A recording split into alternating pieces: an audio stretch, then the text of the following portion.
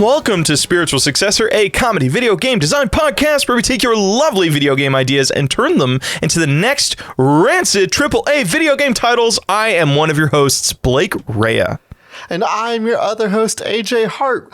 Blake, it's been a minute since we've been in the driver's seat of a podcast. It's been a little bit. We had to take a little bit of time off because of all of the crazy cool partying we were doing because we're just so popular. We got all sorts of invitations to networking events, and we didn't go, of course, but well, I did. Have you not been checking out my Instagram, bro? I did karaoke the other night. I did karaoke. I also... if you went and did karaoke, what was your go-to karaoke song? What did you sing? Sugar We're Going Down Swinging by Fall Out Boy. Of course. Okay. Yeah. Okay, it's not a bad one. You know what was a weird sin, though? They started the night of karaoke. The second song was Bohemian Rhapsody, which I thought was kind of a poor choice, because Bohemian Rhapsody... too early in the night for Bohemian Rhapsody. You can't do that as the second track. You gotta, like, if you're gonna do karaoke... you gotta, like, I understand the concept of like doing some sort of group song to get everybody warmed up and loosened up and shit. But let them get a beer in first. Damn. Yeah, exactly. Like Bohemian Rhapsody is like, that's like what you end the night with. That's like deep into the party. But yeah, no, we did a lot of K-pop of all things, because it was a Korean themed restaurant and karaoke bar, and we went and we had our own private room. We had a shit ton of tequila. I had a lot of fun with my coworkers. It was a good time. So yes, I am going to the networking parties. What have you been doing, good sir? Honestly, sleeping. A lot of sleeping. My bones, Dude, that's so are still good. so bad that I have to dedicate 22 hours a day sleeping for my bones to heal. Damn, like legitimately, is it that tiring? Like just the healing is definitely. I'm sleeping 22 hours, and that's a legit and realistic number for me to be saying, Blake Rhea. Well, I mean, dude, the last time I called you, full disclosure, AJ and I called AJ last week, and I called him at the end of the day. As I got home from work, I'm like, hey, you ready to record the podcast? That's a good point. No, that's a good point. It's like, I have to specify. I have been waking up from naps. I have to specify, when I called you, you thought it was the beginning of the day, and you're like, oh, are you good? So you good to still do the podcast after work? I'm like, AJ, it is after work. And you're like, what? And you were like, you're just exacerbated, tired, like, fuck. It was just so wholesome and funny.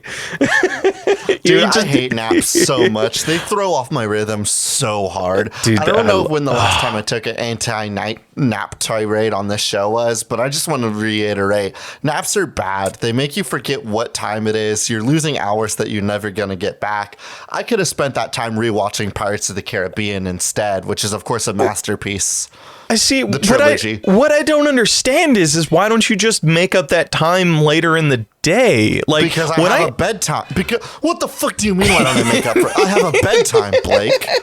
Okay, then don't go to fucking sleep. Shut up. Like, what am I supposed to do? Oh, I'll just stay up past my bedtime. And then I'll wake up late the next day, Blake. No, that's not. Because the point of the bedtime is so you wake up at the right time in the next day. And if I don't go to bed, and if I don't force and wrestle myself to sleep at the correct bedtime, I won't wake up at the right time the next morning. Just set an alarm. Like, I don't understand. Like, I know when I take naps, like this last Sunday, I took a bomb ass nap in the afternoon. I woke up at like. Sorry about that. Sorry you lost that good time. Dude, it was so good. It was like I just beat Subnautica, and I was like, you know what I can go for right now? A fucking sleepy nap.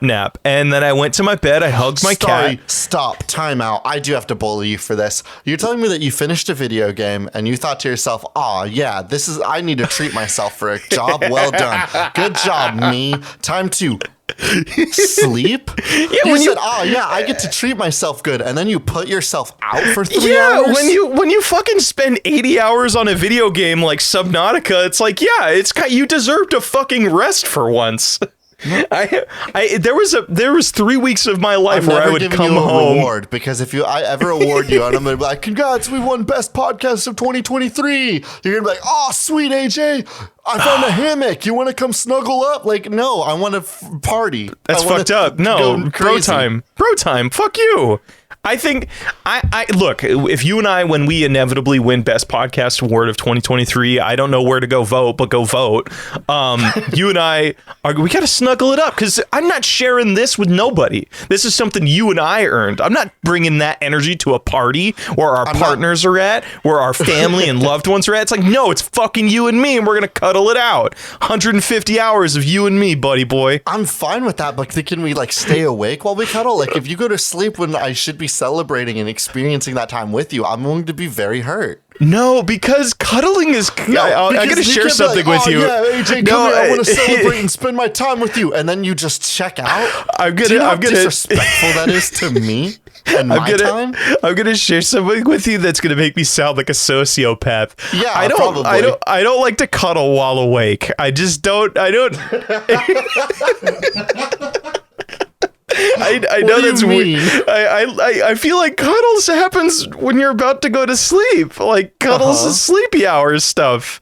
I feel like I don't know what it is. I don't know if it's just like my ADHD or my body. I could be cuddling while you're awake. Yeah, I could be like cuddling a partner, and I'm like, I could be doing something else right now, and that's just like.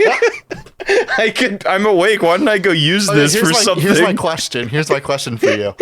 Does this include the time that you are falling asleep while in bed with a partner, or do you have slide them to the far side of your bed and you're like, you stay over there, I'm going to go to sleep. When the time comes, I will come for you in my sleepy movements. Yeah, bro, that's why I have 2 pillows and 2 blankets on my bed at all times. You wait, and once I have achieved REM sleep, I will gravitate towards you. But until then, stay on your side. You joke, but like I have 2 blankets on my bed for that exact reason. I'm not shitting you. Like there was a girl I was dating at the time where like she was also very similar to me in that she just wasn't like so much of a cuddler until it was like when you're on the verge of fucking sleep. In hell of sleep cuddlers. Because her and I had the fucking best sleepies when we were cuddling. It was awesome. It was such a good time. But like cuddling. But here, okay, you know what? Yeah, fuck it. I'm gonna go on my raid against cuddling. Cuddling. If you do it wrong, if your bodies aren't necessarily matched right, it becomes awkward. You're either gonna be leaning on their hair, or your arm's gonna fall asleep, or you're gonna want to get up and go do something. You want to fiddle with shit, and guess what? One of your arms is taken because they're cutely nuzzling one while they're passed out, and you're dead ass awake, and you're just like, this is my life. I can't just be like, get the fuck off me. It is kind of the same energy as like when a pet sits in your lap, except it's a whole ass person, so you'll feel guilty if you get sick of it. It's a whole ass person who you can hurt their feelings. Like a cat will fucking forget about it 30 seconds later. There's a reason I'm not dating anybody. Like, do you want to talk about video games this week? I do. I would love to talk about video games. You and I haven't talked about video games in 2 weeks, and I'll be real, I miss it. This is like prime hangout, you and me time. So let's come up with some nasty ass video games. All right, prove to me that you're ready. Show me what you got. Show me what you brought to the table this week. All right. I'm going to pull... Oh, wait. Did I take a picture of this one? Oh, fuck. Give me a second. Don't let that energy die. Don't let the fire go out. Of course, I would never let the energy die or the fire go out. This one comes to us. I'm going to keep it going. I appreciate you. This would go... Oh, God. This one comes to us from Adam Josie Majora at Majora YT on Twitter. Bratz test dummies. Girls with a passion for crashing. A dress-up fashion collision racer. Yes, the cars get outfits too. So, here's the conundrum. How does designing your character affect the crashes? Is this just like one of those... I just saw Game Grumps play this new game that I think it kind of falls into this... be a good example to build upon. It is a game where you are just like crashing an airplane over and over again, and you're just trying to get a little bit farther each time, and you're trying to do as much crashing stunts. Those little Flash games, or the Burnout, or what was it? Burnout Paradise was the last good Burnout that had a good crash function in it. The thing that I want to lean into is that it's like instant gratification, where it's just like very much like you mentioned Flash games, where it's just like, oh, I get to buy this upgrade. I'm gonna see how it works now, and then it's just like that instant feedback. You're saving up to get new outfits, and then those outfits affect gameplay wise. God, I'm so burpy. I'm so sorry, You're AJ. so burpy. Don't apologize to me. You're the one that is 1A carbonated, 1A, as if that's going to be a whole complicated itemized list. You are the one that is A, carbonated to the point that I've become concerned because you seem to be burping at horrible intervals and also your burps sound like hell. And also, B, you have to edit this week. So you are assuming I'm going to go through the trouble of removing hilarious, disgusting burps. That's putting a lot of trust in me. All right, coming back to the game idea. How can we turn? Is it the first thing that stands out to me? But I also feel like it's a low hanging fruit. Is that depending on the outfit? No, actually, no. The outfit of the driver or the outfit of the vehicle, because these are two different functions. And I don't want to lean into the Banjo-Kazooie car building situation because we've done that before. But we need to be thinking about alternate car modifications, such as, of course, painting flames on it makes it faster. We all know this. Red means go faster for those Warhammer fans. Means that it will hug turns faster and drift better. Of course, we all know that. Putting a big anime girl on the side of it makes it hit jumps better and faster. This is, of course, because anime girls can fly. I'm trying to find the game, like, what is... If this is just like a crash thing, so like let's analyze why do they do crash tests in the first place? Is to see how fucking good of a car it is. Can we apply the same logic to fashion? So it's like, hey, how well does these glitter boots deal? So the new RuPaul's Drag Race is to see which one of these girls can hop into their car, drag race down a straight line, crash their vehicle, and then climb out with their whole hair and makeup and outfit still intact. I think it's the opposite. Is like because that would make you not want to crash and do crazy stunts. Is like the more you fuck up the fashion, the more unique and what's that term for when it's in vogue? Where it's like the more when it's like kind of in vogue. Yeah, no, there's a term. There's a term is chic. Something being in no, vogue. It's called chic. Chic is the term I'm thinking of. No, chic is the girl from Zelda. No, I mean yes, but no. There's some Zelda heads out there that are really hyped about that one. Is Chic the hot witch one, or who am I thinking of? Chic is the identity that Zelda goes by during her time undercover. That's right, and she was also hot during that time. Yes. Okay, so it was a real Mulan Ping thing. So can we do this situation where... Wait, wasn't Sheik also kind of like look like a ninja? And is that... Oh my god, that's Zelda? Yeah. No Why way! do you think that the two transformed into each other in Smash Bros. Melee? Because I don't fucking play... I don't play that. I thought... Oh my god, I thought Sheik was like some fucking... You thought Sheik was just some hot twink. No, that was Zelda in disguise. Oh my god, I totally...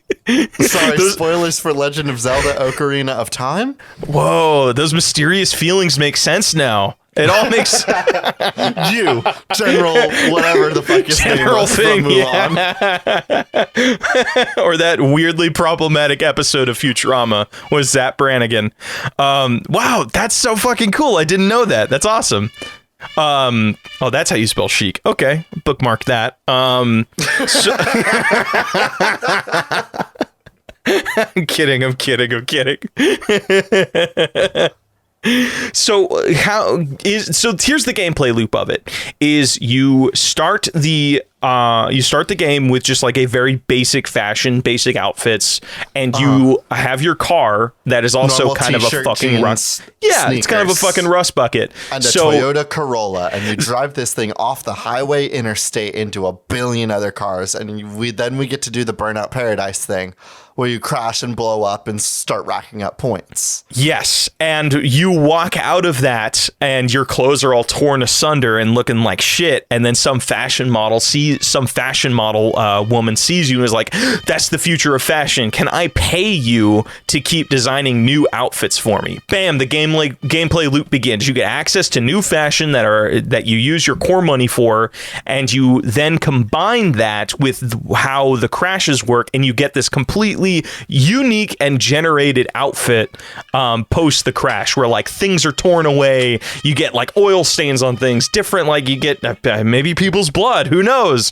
And it depends. The actual complication of it becomes trying to like put that ball between the goalposts of scoring enough points that when you get out, you make enough money that based on all the Vogue fashion money of the designs. But also you don't want to cause too much wreckage and carnage, because then if your fashion model run does not make up for the money lost in the collateral damages. There you go. Yes, that's a great idea. Yes. Lose money on the second half when you're purchasing new clothes. Ooh, so you kind of have to either go back to old outfits, and is there a mechanic where the same outfit twice? You'll look like a ragamuffin. Yeah, it's like I'm picturing it has the same mechanics as like like in Dead Rising. If you tried taking the same photo twice, it would be like you couldn't just spam it. No, they've seen this one already. Yeah, so it's like it's this combination of figuring out, okay, what outfits would work well for this show. So you're given some sort of basic like setup of like it, like in RuPaul's Drag Race, they give like a theme that week, and then from there they kind of have to design an outfit that's very much inspired by that theme. So then, God, I'm still looking at Cheek. Sorry. That's fine. If you seem too distracted, I could go ahead and try to pull you off onto a new video game suggestion. Yeah, let's do it. I closed the tab. Don't worry. This comes from Caleb Martin, Taylor's version on Twitter, @Asithius. Crank Your Hog, a steampunk pig racing game. First of all, the name is incredible. How did I know you were going to pick this one? Better than this. The name is too good. But that's not what I want to focus on.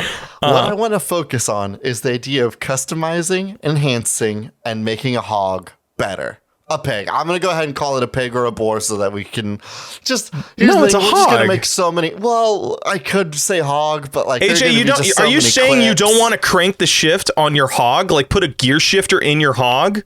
Well, I'm not driving the hog. You shift if it's a manual hog, we're going to run into more problems. It's a manual hog. Okay, I'm not able to shift the hog. Is there a level? Is there other things you need to keep track? Transmission immediately. Yeah, but you also need to make sure that you put good tires on it, because you don't want friction on your hog. It's true. You don't want a slippery hog. Blake, you don't want to see what you're doing here. And this is exactly what I wanted to avoid.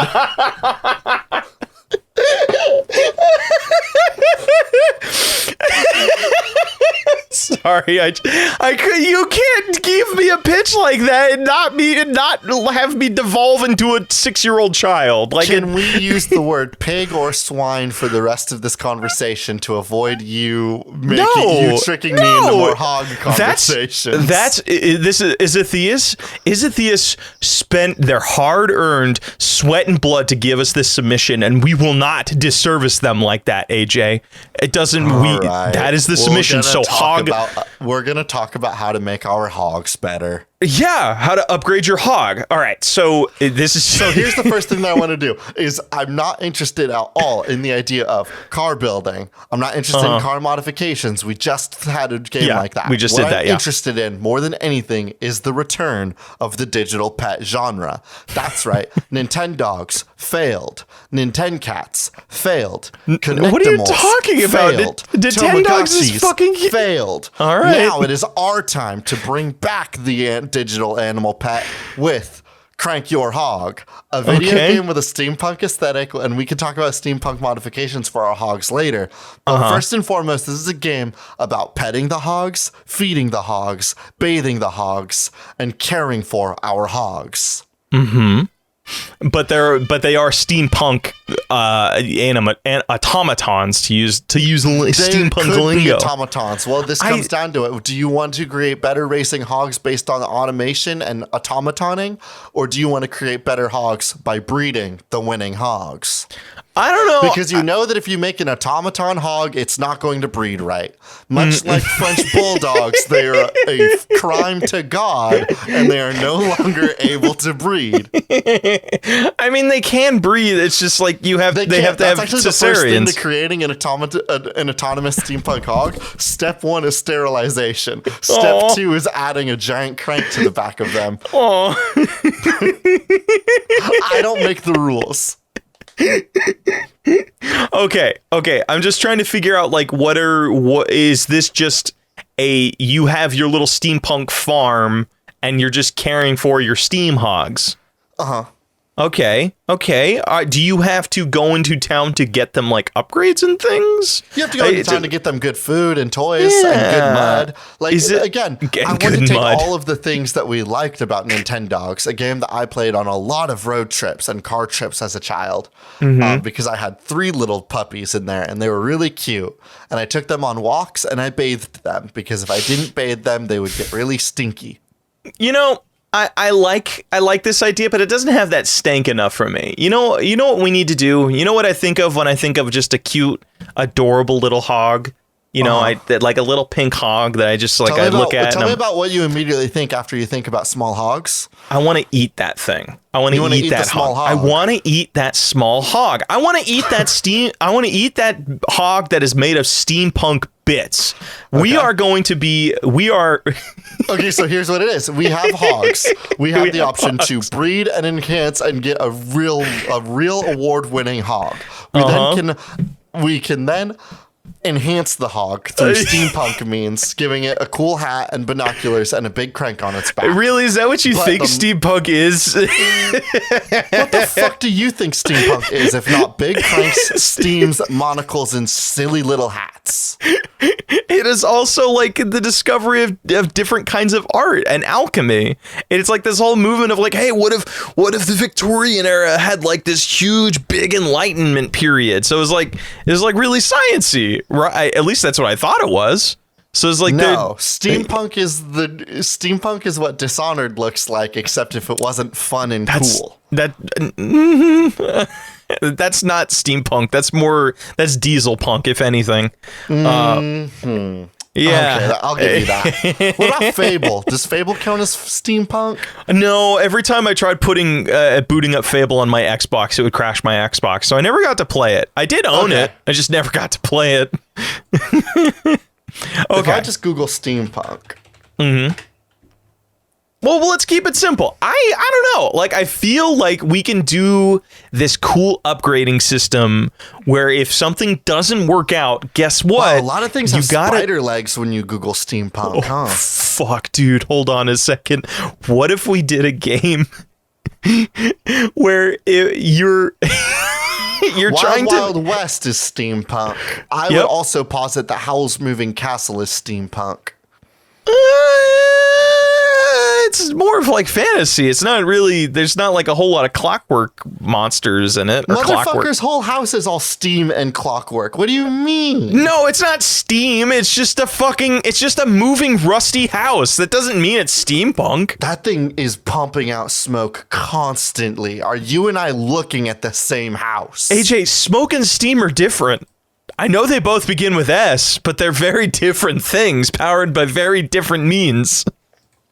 This photo, it does look more like steam. Okay. Coming back to this game idea. I want to do a game because, like, one thing that has always fascinated me, because there's just this is going to get dark. It's going to get a little bit dark. Okay. There is... Not too dark, right? Like, I'm actually a little bit invested in my little hogs. This is going to be about... some pretty horrible things about sterilizing them and eating them and stuff like that, but I do care about them very deeply. No, you care about the successful ones. The other ones... I mean, you're right. I care about my award-winning hogs. Yeah, you care about the blue ribbon wearing hogs.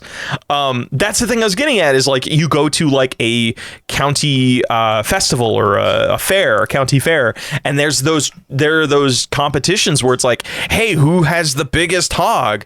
And it's just a bunch of people with their hogs in cages, and Sorry, I thought I could get through it. No, you got me with that one. Congrats. Just a bunch of people in cages saying, hey, my hog's bigger, and the other people are like, no, my hog's bigger. Their hogs are only the hogs are in cages. Yes, please. That's right. The people are on the outside of the cages with their hogs inside. I hope our audience is 14. I looked at the Spotify numbers, and I'm happy to say they are. So this joke, very funny. I want to do the one thing that's always fascinating about that is like these people will talk about these animals like their family, and then you ask like, oh, what happened to the one that you won with last year? They're like, oh, we ate them, and I'm like, you don't do that to things that are your family. So I want to do a game that is kind of about that dynamic of like you to get the best meat, the best brass beef. You're the number one brass beef seller in this steampunk world. People buy it because they want to eat it. People buy it because they like building with it. You have to do the right amount of metallic tinge when they bite into it. And also it was award-winning racer, so it's got some good muscle. Yes. But here's the fucked up thing we do, AJ. We have to do all of the Nintendogs themed things. We have to do all the Tamagotchi themed things. Yeah, so you have to feed your actually pig and have pet your pig and I'm sorry, hog. You have to feed your hog and pet you have to your play hog and you have to rub play your with your hog hog, and you have play to with feed your hog, you have to give your hog attention, you have to pet them, like you have to give them haircuts. You have to do all of the things that you would normally have to do in an animal management game, but you always know that thing needs to either be sold off or you will need to dissect it to make new hog because they're all clockwork. Which is the problem that all of these little pet games have been lacking is a level of finality to them, right?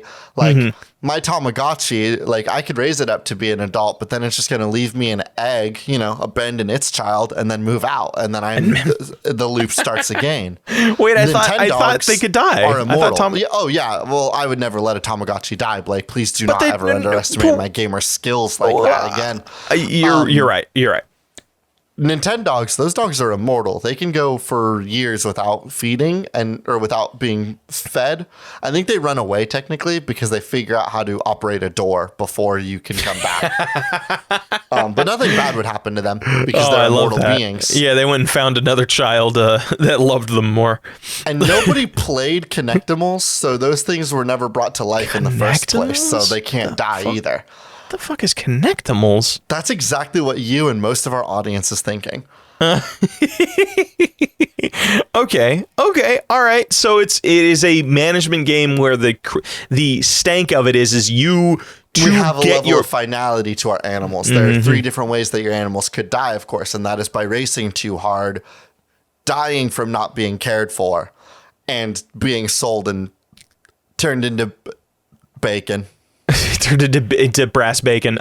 Is there this, because the original submission talked about racing, are we going to do the route of like there are multiple ways to win the county fair every year? Yeah, of course there's like different ways to win. You can have the biggest hog, you could have the fastest hog. Okay, all right. You can have the prettiest hog, maybe? You can have the happiest hog, even. Happiest hog. You have a hog that can do tricks, like they do the dog shows, but it's the hog show. Each one of these things, like I'm imagining, again, something like Nintendogs, where like there's all sorts of different little shows that you could be entering your dogs into to make them award winners. Or like in Pokemon, you could do all of the gyms, but there's also a whole plot line about doing all of the fun little Pokemon shows. Miss that.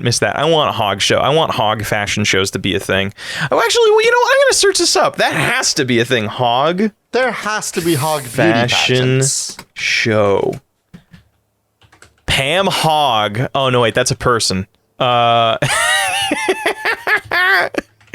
I'm not seeing any pig fashion shows, but wait, actually, no, there's that whole thing on Instagram about Mike, like That's weird because I'm way better at Googling than you. Gorgeous pigs strolled down the runway to compete in Texas's first pig pageant. Sorry, Blake Rea, but you don't know how to use the internet nearly as well as me. Fucking embarrassing of you. But don't you worry, I've got your back. I'll send you a link to this article from metro.co.uk. That's right, I'm on international Google. Oh God! All right, give me another game submission. I don't know. No, I don't know how gave much this one. You have to give me one now. That's how we operate here. Wait, no, I thought I remember how the show operates. I thought. Oh, look at it! Look at the gory. Oh, the pigs are so cute. Actually, Stop looking at hogs on the internet. Give me a video game. Oh my God, this is fucking terrifying. Okay. This one comes to us on Twitter from Seth Lunchquest, Seth at Seth Lunchquest. You quit your big city job to run your grandpa's farm. Breeding organs. So this is, can we do a Stardew Valley game that is all about stealing the organs of the townsfolk? You have to maintain your relationships. You have to get people. You have to get their like comfort level to a certain percentage, and then bam, like after they reach that certain percentage, they let their guard down. You can steal one of their organs. But it's it's this balance of knowing, like of being tight with all the townspeople and all the people like in your little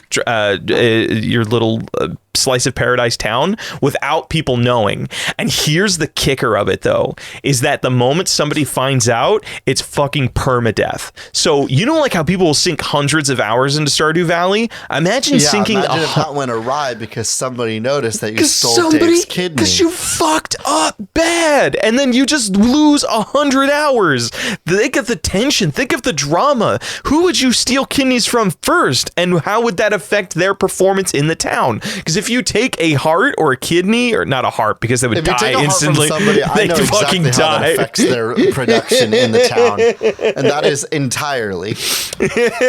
And then could we do some sort of like, oh my God, so yes, okay, so depending on who you take organs from and what you take from them, it will affect their role in the town, and the town will change around you depending on whose organs of what you have stolen. But again, the goal by the end of the game is to steal all of their organs, just like in the Invader Zim episode. Is it steal all of their organs, or is it steal? I think you have to steal enough organs to create a new body for your grandpa. Oh my God! It's like it's a necromancer just like coming back to town, Yeah, a down and out necromancer. A down and out grandfather necromancer reaches out to his grandchild to say, "Hey, help me! It's me, your grandpappy. I need a new body. Come to our town and steal all of the organs from everybody and get me a new one." Mm-hmm. And like, there's going to be a couple different options, right? Like, you could try to grow plants that are going to recreate an organ. You could try to grave dig for the organs and do a Frankenstein. You could plan out your game plan for the whole town and think, well, I'm not grabbing a liver from the drunkard because he's got bad livers, but he's got great lungs because he's never smoked in his life, unlike everybody else in this town that smokes so much. Oh my God. So you could, like, while you're meeting everybody, you're trying to plan out what organs are you taking from where to build your entire grandpa. But this will be a slow burn project. Yeah. It will be a slow burn project just like everything else in Stardew Valley. Okay, so to go back to the submission a little bit, they did say breeding organs, so maybe the reason it takes so long is because you can't just take an organ and pop it into like this vat that your grandpa's in. You might maybe you have to plant it or something from a rat or a pig, and so you're just like, you have to breed pigs until you have an organ close enough to human.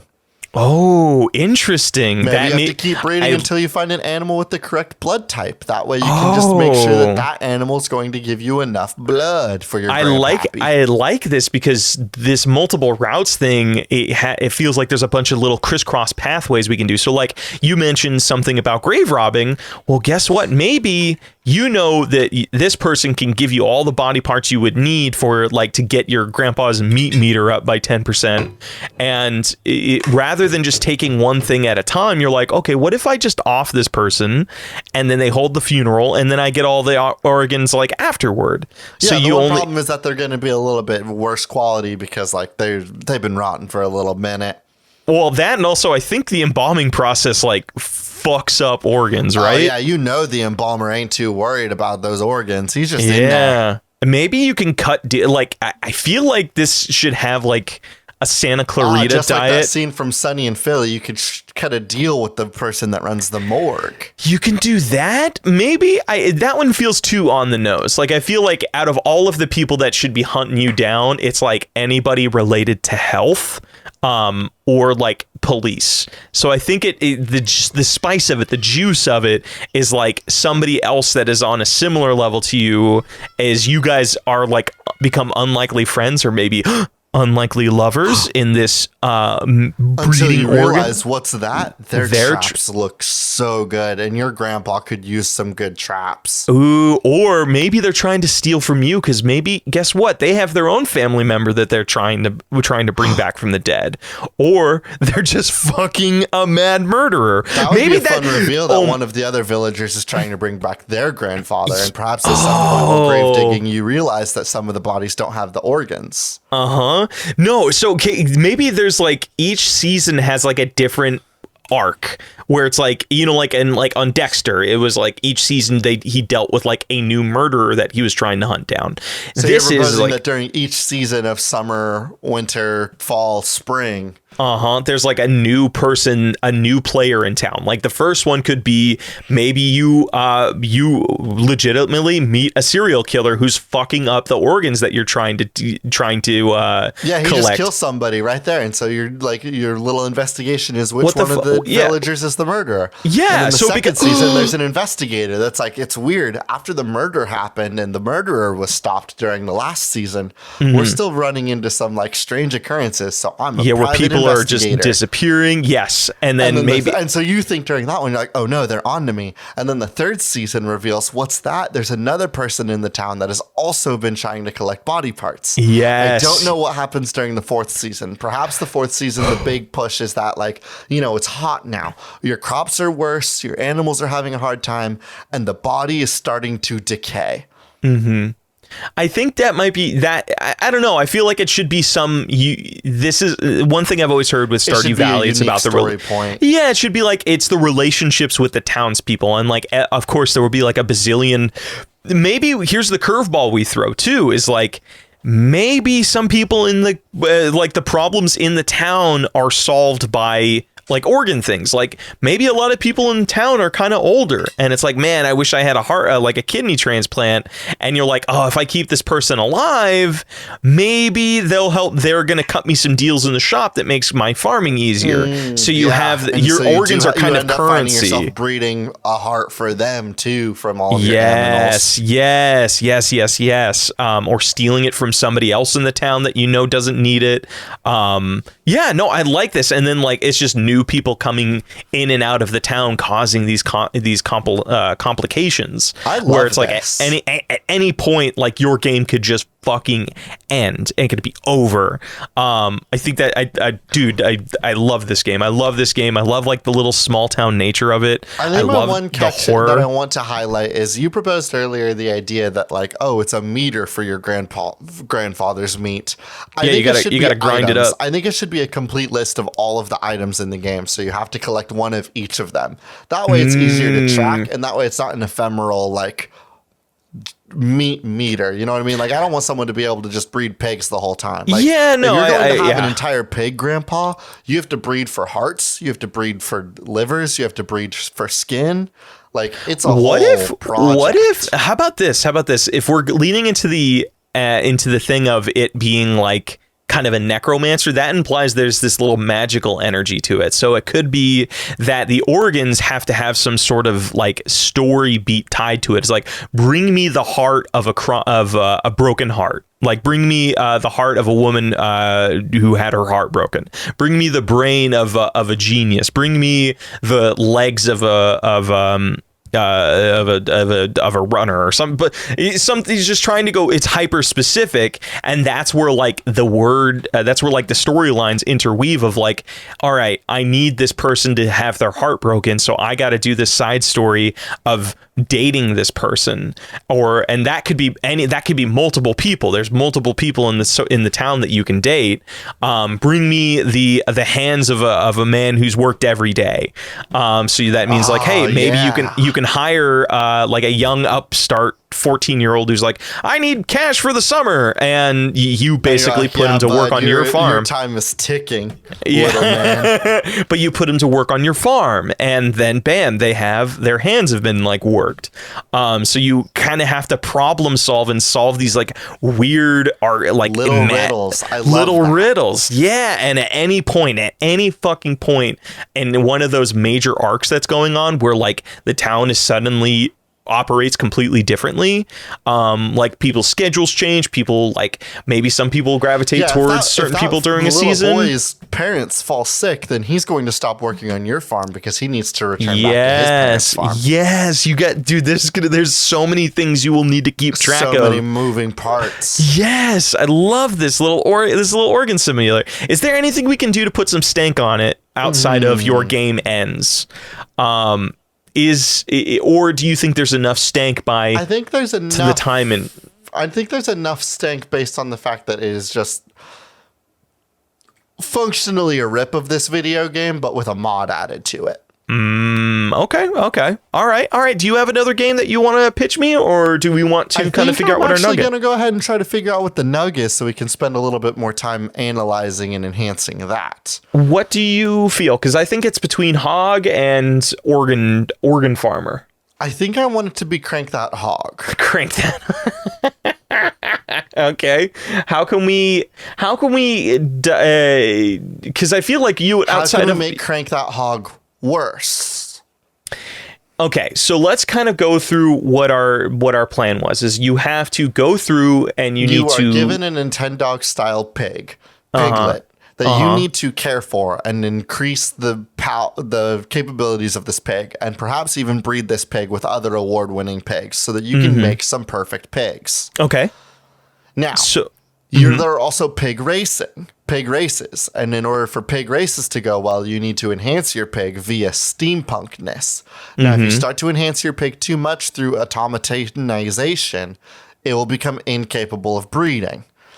The other catch is that you want to make sure that you turn a profit on your pig, and you can sell your pig at the end of the season for money and meat, so that you can make fat stacks and enhance your next pigs.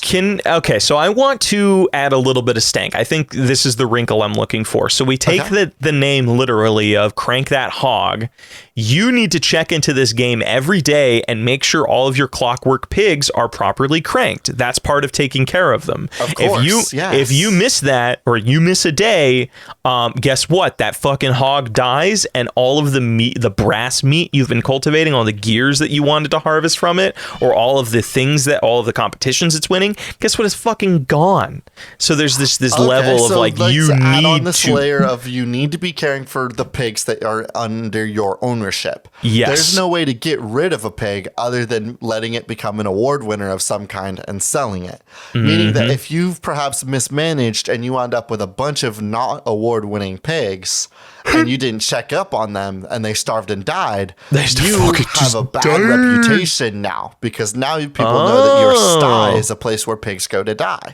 Oh my! And no one wants a pig from a death farm.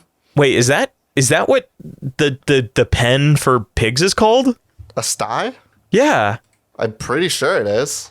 That makes so much sense. Like, let's say this place looks like a pigsty. I never thought of that before. I thought that was just like, I got it. You just hear certain things and you're like, I that's just has been in my brain for all time, but I never questioned like the actual meaning of it. Why you know, it was there? Yeah, that's so weird. Weird. Okay. Yeah, and you call it a pigsty because Pigpen has been stolen by Charlie Brown. Oh, okay. Because I can't hear the word Pigpen and not think about the stinky, smelly kid from Charlie Brown. Yeah, and he's got his blanket. I respect that. I respect that kid. I hope he grew up to become a NASA scientist or something. He's a gross boy. He was poor. Don't be an asshole. He just didn't have a lot of money. Too poor to afford a hose?